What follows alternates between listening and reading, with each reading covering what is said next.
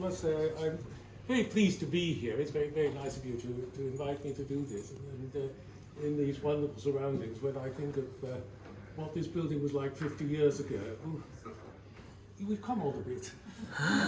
But the stuff that I'm about to talk about was already here 50 years ago, and it's been here for considerably longer than that. Bodleian has a very important collection of Slavonic manuscripts and early printed books. It is the second largest in the British Isles.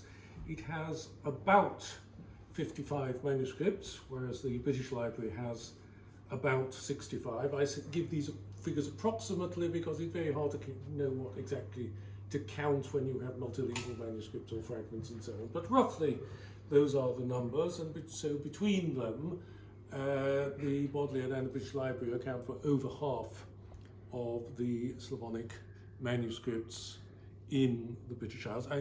I should say that when I say Slavonic manuscripts, I am being completely misleading because I'm excluding everything written in Latin script, of which there is a considerable amount. So anyone with particular interests in Polish or Czech, please forgive me. Likewise, the Bodleian has the second largest collection of early printed books, 54 volumes representing 49 editions, again second only to the British Library, which has 88 volumes representing 80 different editions, and again between them that's more than half the material in the entire country.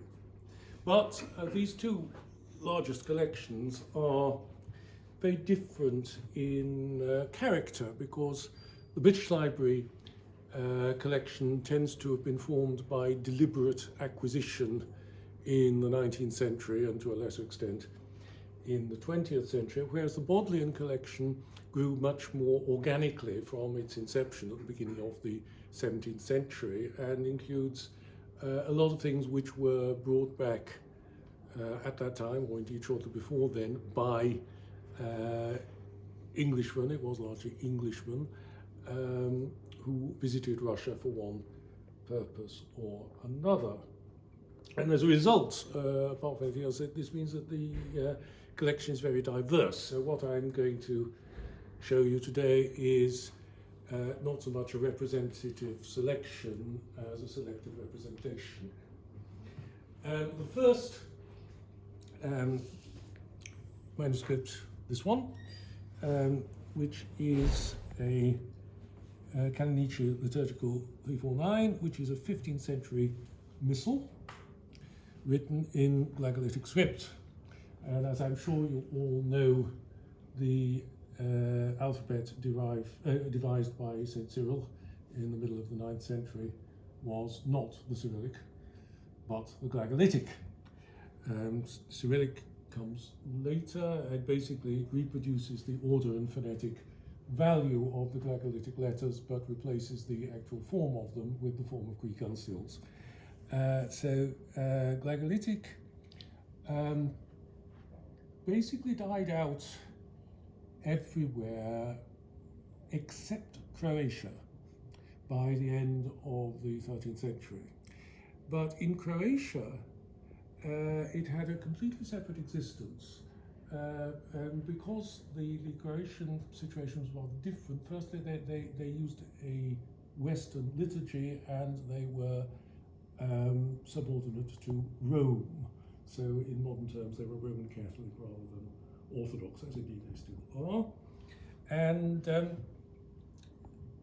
they had a vernacular liturgy, not something that Rome generally likes.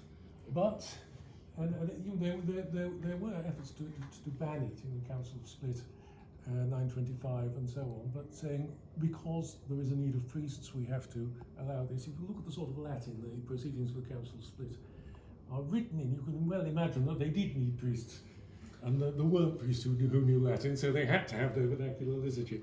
And this continued, well, until the beginning of the 20th century, and in fact there's been a bit of a revival with the revival of Croatian national self-awareness. I remember, dear me, it must be nearly 30 years ago now, when I was in Roch in Istria, seeing a corner shop above the door of which was written "Mini Market" in Glagolitic characters. So, as I say, this is a rather nice example. Bodleian has 5 of the 6 Glagolitic manuscripts in this country. Then we move on to something which is probably rather more what you're expecting. This is Bodl 942, which is a book of the Acts and Epistles, written in northern Russia in 1557. If I may just point out 2 inscriptions at the beginning of the book. This relates the donation of the book by Lancelot Brown, who was physician to Queen Elizabeth and subsequently to Anne of Denmark. And it's interesting that the book should have belonged to him because he was basically an Orientalist. He knew Arabic. And very much in the 17th century, Russia was within the purview of Oriental studies. And then this book cost 1 ruble, 1 altin, and 2 деньги, and was written in Kolmogro and bound at Vologda the 7th of November, 1557. So it was written for an English merchant or a group of English merchants in Russia, and it's written rather carelessly. I think the scribe, and the binding is a reused one, I think the scribe probably didn't think very much of his client, but in fact they read it probably more assiduously than any Russian would, and there are actually some marginal notes where you can see they're comparing it with their English Bibles, specifically Matthew Bible, which was a banned book in 1557. You can imagine these English London Protestant merchants overwintering in Russia and reading their Bibles in the cold winter nights. So that makes it very interesting, and I wish I had time to tell you more, because actually it's, as you would expect, it's standard 4th redaction text of the Apostolos. There are 4 redactions of the Slavonic Apostolos, of which the 4th is which is a 14th century one, therefore represents by far the greatest number of books available. But it contains a large number of parabiblical texts, including the Euthalian prefaces, and lo and behold, these are not 4th redaction. These are 3rd redaction, which is really a remarkable discovery, because the 3rd redaction is known from 2 manuscripts, or in fact known from 1 manuscript, because one of the 2 manuscripts is the Trudov New Testament, which disappeared during the Revolution in 1917, but fortunately not before a facsimile had been made. So this from a textual point of view, this is as far as the biblical text is concerned, completely uninteresting. It's rather a bad copy. But from the point of view of the transmission of the whole Apostolos, incorporating all the parabiblical material that it normally does, or frequently omits, it's quite significant, and the full implications have not yet been worked out. Now this little one, Selden superius 110, again, provenance interesting. Selden owned 7 Cyrillic manuscripts and 4 early printed books. And it's interesting, particularly because it's a musical manuscript. And you can see the neumes. Don't expect me to sing it, I can't read them, but there are people who still can. This is a festal Menaeum, so it is the services for particular feast, the 12th great feast. Also 2 services to St. Nicholas, which very popular saint still in Russia. Possibly this indicates that it was written for a church dedicated to him. Who knows? And the other thing it includes is a polychronon for Mikhail Fyodorovich, who was Tsar from 1613 to 45, which gives us a date range for the manuscript. Moving on,